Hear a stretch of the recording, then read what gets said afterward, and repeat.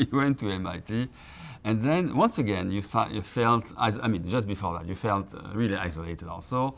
But you had an ongoing collaboration with Siegel. Yeah, well, that was the important thing that really got me back into being a functioning mathematician again. That, in fact, to Cambridge, to its credit, I was talking to the chair and he was saying, well, I really appreciate the work you were doing in von Neumann algebras, keep up the good work. And I said, well, I'm not doing that at all. I'm doing algebraic K-theory now. And he looked a bit taken aback and said, almost immediately, well, there's a conference in Seattle coming up, you've got to go. So he made sure I went, which was really very good of him, because that's where I met Graham Siegel, and those were the first personal contacts I made that allowed me to start talking to somebody again and start really becoming more of a mathematician, because you can't do mathematics in isolation, certainly when you're beginning. You have to be in a community, you have to know what the problems are, you have to you have to work with other people.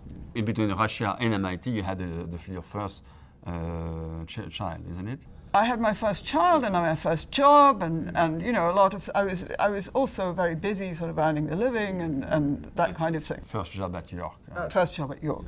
But then when I went to MIT, which I think I was invited there, because MIT was trying to encourage women, so they were looking around for possible women to invite, and probably they got a recommendation from Gelfand via Singer or something. So Gelfand certainly did his best to help my career, even though he was in Moscow and I couldn't see him very much. But there I realized, that I actually could do things to promote my own mathematics career. I could become more active. I didn't just have to do what was laid out in front of me.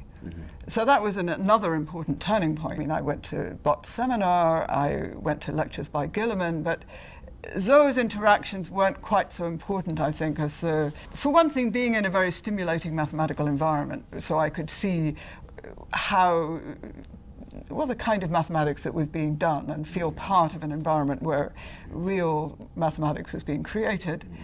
And then I realized, I could apply to the Institute of Advanced Study. That everybody else was going, but I could go, which hadn't occurred to me before. Because, as I say, I was very dutiful, and I just there were many things I had no idea about.